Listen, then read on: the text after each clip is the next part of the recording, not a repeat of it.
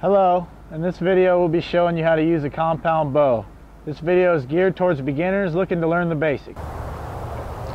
This part of the arrow is called the rest. The rest seats the arrow before operating. Without the rest, there is no place for the arrow to stabilize before flight.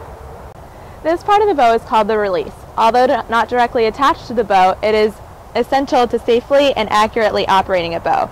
The release acts as a trigger similar to that of a gun. This part of the bow is called the cams. The cams are the main thing that separates the traditional bow from a compound bow and control the draw length. This part of the bow is called the riser. The riser acts as the backbone of the bow. It does not flex and holds the rest and the focal components of the bow. This part of the bow is called the limbs. The limbs attach to the cams as well as the riser. By adjusting the limbs, you can control the drawn weight. When drawn back, the limbs flex. These are the pins we're going to use to sight in our bow. You can move the pins to any distance you'd like. There's 3 pins on this particular sight. They're set at 15, 30, and 40 yards. The arrows are used as projectiles for taking game or shooting targets. This part of the arrow is called the shaft. The shaft is the backbone of the arrow. The arrowhead is attached to the front of the shaft. The fletchings and knot are attached to the rear of the shaft. This part of the arrow is called the fletchings. The fletchings act as wings and stabilize the arrow during flight. Now we're going to show you how to shoot the compound bow. First thing you need to know is the draw. The draw is the action of pulling back the bow. You pull it back many different ways. Just do it in a way that's comfortable and safe for your shoulder. Stance is the positioning you take once you draw back. You want to make sure that your feet are about shoulder width apart and you can put good leverage on the bow, so you can have a safe and accurate shot. Next, we're going to identify our target. There's our target. We've marked it at 20 yards.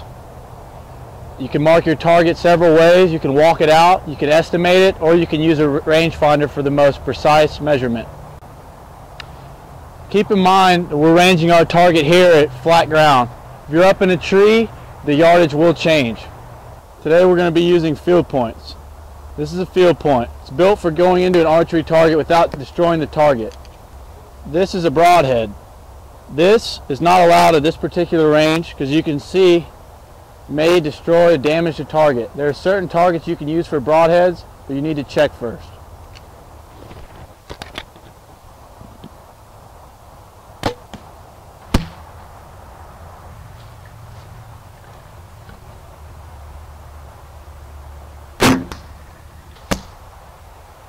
Okay, so we're here at Bear Archery with Neil Bice, who oversees the entire plant, correct? That's correct. Okay, so we're going to ask him a few questions about archery and the bows and hunting and recreational shooting. So my first question is, what advice would you have for a beginner who hasn't ever shot a bow or just wants to learn?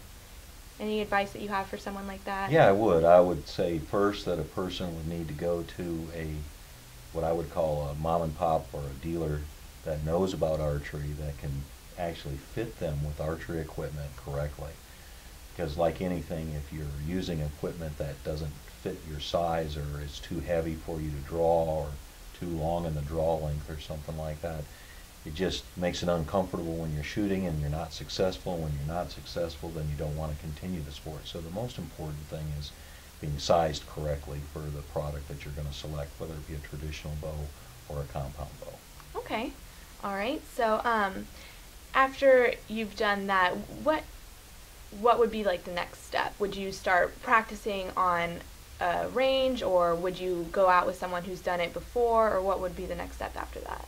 Well, I think that, if you watch somebody that's done it before, there's always helpful pieces that you can pick up from that individual, and they can give you, some hints to help you improve. But it's kind of like golf in regards to that. You have to find your own swing, and so in archery, you have to find your own position, your standing position. It may not be identical to somebody else's, it might be somewhat different, but learn from a friend or a teacher somewhat, but then also get comfortable on a range that's shooting at close distances.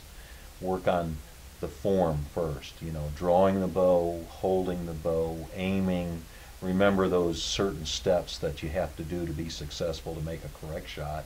Because in archery, it's more about the form on a shot than it is about just drawing and looking and shooting.